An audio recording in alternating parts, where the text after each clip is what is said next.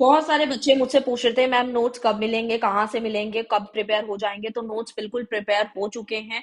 और चाहे आप SOL, DU, NCR, IGNOU, IP कोई से भी यूनिवर्सिटी के हैं, तो ये नोट्स बहुत इंपॉर्टेंट है। क्या क्या बेनिफिट्स है वो मैं आपको अच्छे से समझा देती हूँ। इजी लैंग्वेज है, बिल्कुल इजी लैंग्वेज है।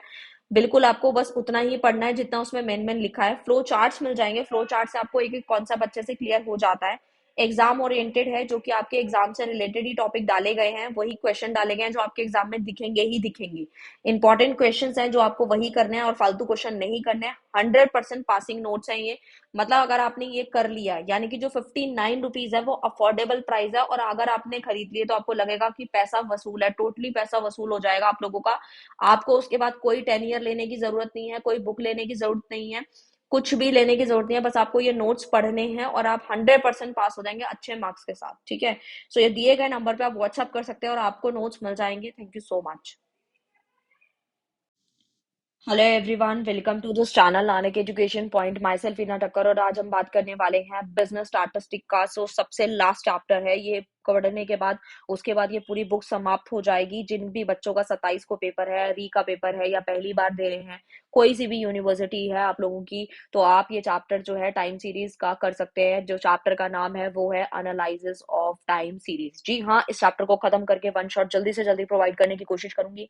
सॉरी बोलना चाहती हूँ क्योंकि बहुत ज्यादा लेट हो गया है, क्योंकि शेड्यूल थोड़ा सा बिजी था। बट मैं पूरी कोशिश कर रही हूँ कि 27 से पहले पहले वन शॉट तो मिल ही जाए, ताकि आप लोग अपने एग्जाम्स में अच्छा स्कोर कर पाए। और मार्केटिंग मैनेजमेंट का वन शॉट ऑलरेडी अपलोडेड है। इंपॉर्टेंट क्वेश्चन तो बहुत पहले ही दे दिए थे। इनफैक्ट मैंने फाइनेंशियल मैनेजमेंट के भी दे दिए हैं, और साथ ही साथ बिजनेस स्टैटिस्टिक के भी थ्योरी के क्वेश्चन दे दिए। जिन्होंने नोट्स नहीं खरीदी है, टाइमली खरीद लीजिए, क्योंकि अगर आपने नोट्स भी कर ली और वन शॉट देख लिया, इंपॉर्टेंट क्वेश्चन कर लिए, तो मैं डेफिनेटली कह रही हूँ आपको पास होने से कोई नहीं रोक सकता बिजनेस स्टैटिस्टिक में। इस बात की गारंटी है। अगर आपने पूरी मेहनत कर ली, इतना भी कर लिया, तो भी आपका काम बन जाएगा। अगर आपने अभी तक कुछ नहीं पढ़ा तो इतना कर लीजिए। तो स्टार्ट करते हैं एनालिसिस ऑफ टाइम सीरीज से। सबसे पहले ये होता क्या है, इसकी डिफाइन को अच्छे से समझ लेते हैं। मैं ये आप लोगों को पढ़ा रही हूँ। सबसे पहले मीनिंग और उसका ऑब्जेक्टिव जानेंगे। तो सीरीज ऑफ ऑब्जर्वेशन ऑब्जर्व और recorded at successive interval of time is called time series. For example, जो टाइम सीरीज होता है ये ईयरली बेस भी होता है, क्वार्टरली भी होता है, मंथली भी होता है। यानी कि time series data are national income हो गया, हम पूरे देश की इनकम देखते हैं, इंडस्ट्रियल प्रोडक्शन देखते हैं, ईयरली डेटा हो गया, पॉपुलेशन की फिगर हो गई, है ना, 10 साल का डेटा देख रहे हैं। तो ये सब क्या है, ये सब हमारा कहीं ना कहीं टाइम सीरीज है। अगर हम सब कुछ छोड़ दें, डिफाइन वगैरह सब छोड़ दें, एक छोटा सा मीनिंग समझे, तो एनालाइज कर रहे हैं हम लोग टाइम सीरीज को। टाइम सीरीज क्या कहता है, टाइम सीरीज हमें बोलता है कि जो पास्ट में जो भी जो डेटा हम लोग देख रहे हैं, फॉर एग्जाम्पल अगर चावल है या राजमा है या कोई भी प्रोडक्ट है, जिसका जो प्राइस था वो पहले के कंपैरेटिवली अभी आगे बढ़ता ही जा रहा है, ड्यू टू इन्फ्लेशन कह सकते हैं, या फिर और भी अदर फैक्टर्स हो सकते हैं। लेकिन मैं एक सिंपल समझा रही हूँ कि टाइम सीरीज नाम से क्लियर है कि जो सीरीज चली आ रही है टाइम के अकॉर्डिंग, वो हमारा टाइम सीरीज है। बस आपको इतना समझना है। अ time series consist of data arrange in chronically, यानी कि हम उसको अरेंज कर रहे हैं। जैसे हमने देखा 2010 में, 2011, 12, 13 में प्राइस जैसे पहले 10 रुपए के चावल थे फॉर एग्जांपल, फिर 12, 15, 16, 20, 50 ऐसे बढ़ता बढ़ता बढ़ गया। ठीक है, तो ये पास्ट चेंजेस को देख करके जो भी चेंज आया है पास्ट में, उसको हम जो है आने वाले समय में कुछ एनालिसिस कर पाते हैं, देख पाते हैं कि हाँ ये चीज इतने की हो सकती है। लेकिन हम एग्जैक्ट नहीं बता सकते इतने क्योंकि, लेकिन हाँ अजम्पशन जरूर लगा सकते हैं। जैसे मैंने चावल का एग्जाम्पल लिया, मान लो 2010 के अंदर 10 रुपए का था, और अभी बढ़ते बढ़ते उसका वैल्यू 50 तक आ गया है। लेकिन मैं अगर बोलूँ कि अभी 2023 चल रहा है, और अगर मैं बोलूँ 2036 तक इसका प्राइस कितना हो जाएगा, तो बढ़ेगा डेफिनेटली। हम लोग प्रिडिक्ट ही तो कर सकते हैं। यानी कि हम लोग क्या कर रहे हैं यहाँ पर, अजम्पशंस लगा रहे हैं कि हाँ इतना है, तो इतने रेट से अगर बढ़ा है, अगर 10 रुपए के हिसाब से हर साल बढ़ा है, या 5 रुपए के हिसाब से बढ़ा है, तो आगे भी इतना इतना बढ़ जाएगा, है ना। यानी कि हम लोग एनालाइज कर पा रहे हैं। तो उसी चैप्टर का नाम ही है हमारा एनालिसिस ऑफ टाइम सीरीज। ठीक है, डिफाइन बहुत छोटी सी है, यहाँ से कर सकते हो। और उसके बाद आता है टू मेन ऑब्जेक्टिव्स क्या है एनालिसिस ऑफ टाइम सीरीज के। तो सबसे पहला, टू फोरकास्ट फ्यूचर। हम लोग फोरकास्टिंग कर पाते हैं, सोच पाते हैं कि हमारा जो आने वाला जो है डेटा वो किस तरीके से होगा। To study past behaviour of the data, हम लोग पास्ट बिहेवियर से आगे आने वाले समय को, वही सारी चीजें जो मैंने आपको अभी बताई, इसकी इंपॉर्टेंस क्या है, किस चीज में मदद करता है। It help in understanding past behaviour, ये भी हमें मदद करवाता है पास्ट का बिहेवियर कैसा था, कितना प्राइस बढ़ रहा था, क्या क्या चेंजेस आ रहे थे सालों साल में। It help in planning future operation, फिर से वो 2 पॉइंट सेम है ऊपर वाले। इट फैसिलिटेट कंपैरिजन, हम कंपैरिजन कर पाते हैं। क्यों कर पाते हैं, क्योंकि different time series are often compared in important conclusion and drawn, हम लोग कंक्लूजन्स निकाल पाते हैं कि भाई पहले प्राइस इतना था, फिर इस साल ज्यादा बढ़ गया या कम बढ़ा या इतना बढ़ा, ठीक है। तो हम लोग कंक्लूजन निकाल पा रहे हैं, कंपैरिजन कर पा रहे हैं। कंपैरिजन हम कम कर पाते हैं, कब कर पाते हैं, जब हमें 2 या 2 से ज्यादा साल का डेटा दे रखा होता है, तो हम कंपैरिजन कर लेते हैं इजीली। और साथ ही साथ it help in evaluating current accomplishment, the performance can be compared with the expected performance and the cause of variation can be analyse. हम लोग एनालाइज कर पा रहे हैं यहाँ पर, क्या एनालाइज कर पा रहे हैं कि भाई जो चीज अभी करंट में है और एक्सपेक्ट क्या कर रहे हैं, तो उन दोनों का भी कंपैरिजन कर पा रहे हैं हम लोग, ठीक है। उसके बाद आता है the various component of the time series. ये क्वेश्चन अगर आ जाता है थ्योरी में तो बहुत अच्छे से बना के लिखना, मार्जिन वगैरह ले सकते हो आप शीट्स पर वगैरह पे, और डेफिनेटली इसके फ्लो चार्ट बना सकते हो उसका कंपोनेंट का, ताकि जो एलिमेंट्स आपको दिए गए हैं वो उससे पेज आपका अच्छा भर जाएगा और एग्जामिनर पे बहुत अच्छा इंपैक्ट आएगा अगर आप फ्लो चार्ट का यूज करते हो तो सबसे पहला आता है सेकुलर ट्रेंड। सेकुलर ट्रेंड क्या होता है? सेकुलर का एक और नाम होता है लॉन्ग टर्म ट्रेंड भी इसे कहते हैं, नाम से क्लियर है, लंबे समय का ट्रेंड है ये। बेसिक टेंडेंसी क्या होती है, जैसे प्रोडक्शन है, सेल है, इनकम है, एम्प्लॉयमेंट है, टू ग्रो और decline over a period of time. बहुत लंबे समय लग जाता है इसको ग्रोथ में लाने में और डिक्लाइन होने में। तो ये क्योंकि लंबे समय तक इसका चीजें चलती है, क्योंकि इनकम है। इनकम आप क्या 1-2 दिन की देखोगे? नहीं, बिल्कुल नहीं। एम्प्लॉयमेंट कैसे देखते हैं हम लोग? कई टाइम पीरियड की देखते हैं, लंबे समय से देखते हैं कि हाँ भाई एम्प्लॉयमेंट है या नहीं है, या सेल्स कितनी हो रही है ना, ये सारी चीजें, ग्रोथ हो रही है नहीं हो रही है, तो लंबे समय का पीरियड ऑफ टाइम देखना पड़ता है। देन आता है पीरियोडिक वेरिएशन। नाम से ही क्लियर है, पीरियोडिक है यानी कि ये फिक्स इंटरवल ऑफ टाइम के लिए बात करता है, जो कि repeat themselves after a fix interval of the time. The time interval is called period of these variation. Periodic है, पीरियड वाइज है ये।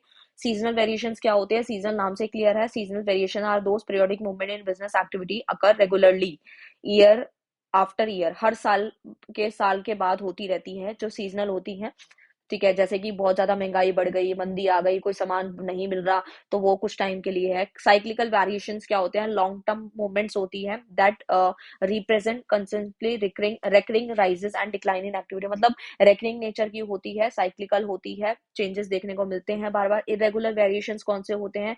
जो कि जैसे एक्सीडेंटल हो गया, रैंडम, है ना, जो कि हमें पता नहीं है, जैसे बाढ़ बाढ़ आ जाती है, हमें पता थोड़ी आएगी, और जरूरी नहीं है इस साल आ गई तो अगले साल फिर आएगी। तो बाढ़ हो गया, भूकंप हो गया, कोविड हो गया, ये सारी चीजें इरेगुलर वेरिएशंस के अंदर आती हैं।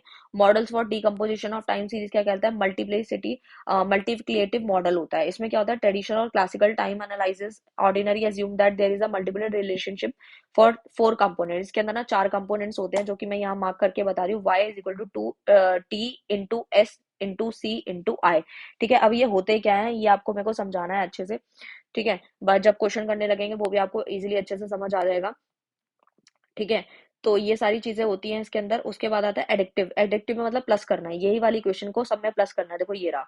अनदर अप्रोच क्या है, जो कि जिसके हम ऐड करते हैं, सम करते हैं, जबकि मल्टीप्लिकेटिव नाम से ही क्लियर है कि हमें यहाँ पे इसको मल्टीप्लाई करना है। टू मेथड क्या है मेजरिंग ट्रेंड के? तो सबसे पहला मूविंग एवरेज होता है, जिसके अंदर हम लोग क्वेश्चन करेंगे। ऑड पीरियड होता है, वो अभी मैं आपको सिखाऊंगी ऑड इवन किस तरीके से सॉल्व करना। ली स्क्वायर ज्यादातर ये पूछा जाता है आपके एग्जाम्स में। और लीनियर और नॉन लीनियर ट्रेंड की कुछ इक्वेशंस है, जब ये इक्वेशन कराऊंगी साथ ही साथ बता दूंगी वाई क्या है, ए बी सी क्या होते हैं, ठीक है। सो यही था हमारा थ्योरी पार्ट। आते हैं प्रैक्टिकल पे, तो स्टार्ट करते हैं प्रैक्टिकल क्वेश्चन।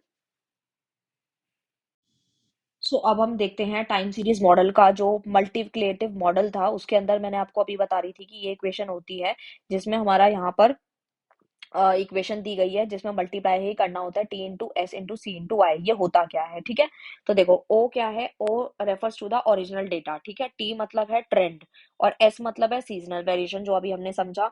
उसके बाद सी मतलब होता है साइक्लिकल वेरिएशंस, फिर आई मतलब इरेगुलर वेरिएशंस, है ना, ये होता है। और डेरिवेटिव में क्या होता है, इक्वेशन सेम रहती है, बस प्लस करना होता है सब में, ठीक है। और मल्टीप्लिकेटिव में मल्टीप्लाई, ठीक है। आओ मेथड देखना स्टार्ट करते हैं। मेथड ऑफ मेजरिंग ट्रेंड में आता है, सबसे पहले आता है फ्री हैंड कर्व मेथड। इसमें क्या होता है, the original data are first plotted on the graph paper. Graph paper पे आपको बस नॉर्मल जैसे हम कर्व बनाते हुए आ रहे हैं ना, वैसे ही बनाना होता है। बस ये ऊपर समझ लो कि कौन कौन से मेथड्स होते हैं। तो देखो, फ्री हैंड कर्व मेथड होता है, मूविंग एवरेज मेथड है, उसके बाद है सेमी एवरेज है, फिर लीस्ट स्क्वायर मेथड है। तो ज्यादातर लीस्ट वाला भी पूछा जाता है, जो पूछा जाएगा वही वही आपको करवाने वाली हूँ। स्मूथ लाइन ड्रॉ होती है प्लॉटेड पॉइंट पे, जैसे मान लो ये हमारा कर्व है फॉर एग्जाम्पल, यहाँ पे पॉइंट्स ड्रॉ हुए हैं सपोज यहाँ पे, तो बस इसको ज्वाइन कर देंगे, ठीक है। तो ये फ्री हैंड है, कुछ भी स्केल वगैरह का यूज नहीं करना, बिल्कुल फ्री हैंड से बनाना है, जैसे आपके सामने ये दिया गया है।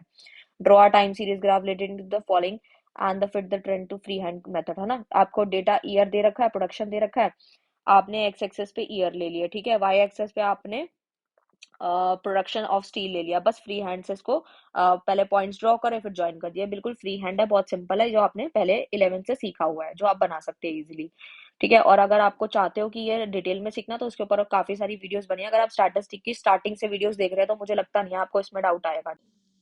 तो अब हम समझ गए हैं, तो आइए फटाफट से हम लोग अपने क्वेश्चन की तरफ आगे बढ़ते हैं। ठीक है, तो जैसे कि ये सेमी एवरेज मेथड है तो कुछ नहीं, इसमें भी ग्राफ वगैरह आप लोग देख लेंगे, बना लेंगे। मेन आता है मेथड ऑफ लीस्ट स्क्वायर, है ना, जो कि हमारे एग्जाम में बहुत बार पूछा जाता है, और यही आपने समझ लिया तो समझ लेना टाइम सीरीज अच्छे से आ गया है। तो देखो, ये ज्यादातर आपने अगर रिग्रेशन वाली वीडियो दे रखी है तो आपको काफी सारी चीजें आराम से समझ आ जाएंगी। तो y is equal to a plus B X होता है। ठीक है, ये हमारा इक्वेशन है, ये वाली इक्वेशन मैंने आपको रिग्रेशन में भी बताई थी। Sigma Y is equal to N A plus sigma B X होता है एक इक्वेशन। एक है sigma X Y is equal to A sigma X plus B sigma X square, right. And सबसे पहले आता है b is equal to N sigma X Y minus sigma X sigma Y upon N sigma X square minus sigma X square, right. a is equal to sigma Y, मैं इसकी बात कर रही हूँ, sigma Y minus B sigma X upon N, है ना। तो ये था, और अब आओ फटाफट क्वेश्चन देखेंगे कि किस तरीके से क्वेश्चन करना है, कौन कौन से कॉलम बनने वाले हैं, क्या करना है। तो देखो, थोड़ी सी कैलकुलेशन लंबी होगी लेकिन बहुत इजी है, ज्यादा कोई डिफिकल्टी नहीं आएगी। सबसे पहले देखो क्या बोला है, fit a linear trend curve by least square method. Least square method आ गया ना, तो देखो ये हमारे क्वेश्चन में गिवन है, ईयर और प्रोडक्शन गिवन है। ठीक है, बस इतना याद रखना, अगर आंसर बिल्कुल सही नहीं भी निकला तो भी आधा एक नंबर जाएगा। स्टेप वगैरह जरूर से जरूर करना, फॉर्मूला जरूर पुट करना, इक्वेशन जरूर पुट करना, बहुत सारे नंबर वैसे ही मिल जाएंगे। ठीक है, तो देखो सबसे पहले होता क्या है, तो the first year 2006 is assume to be zero, है ना। और अगर हम बात करें तो सबसे पहले मैं तो यही कहूंगी कि पहले इक्वेशन देखो, इक्वेशन के अकॉर्डिंग ही हमें चलना होता है, और उसके हिसाब से हमें पता लग जाता है कि हमें कौन कौन से कॉलम अब बनाने हैं। ठीक है, तो देखो सबसे पहले अगर मैं बात करूं इक्वेशन की, इक्वेशन हम ऊपर समझ चुके हैं, तो उसके इक्वेशन के हिसाब से हमें दो चीजें तो क्वेश्चन में गिवन थी, ईयर और प्रोडक्शन, है ना। तो ईयर जो है वो ये रहा और प्रोडक्शन ये रहा, हमने प्रोडक्शन को यहाँ पे वाई मान लिया। ठीक है, क्या मान लिया, वाई। अब हमें क्या निकालना है, अब हमें निकालना है एक्स।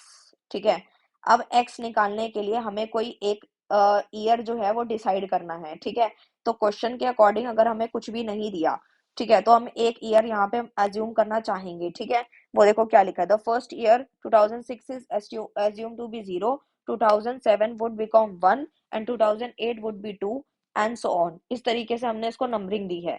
ठीक है, तो नंबरिंग दे दी है तो उसके हिसाब से हमारा ये निकल जाएगा, एक्स निकल जाएगा। जैसे ही हमारा एक्स निकला फिर हमारा क्या निकलेगा, एक्स वाई निकलेगा।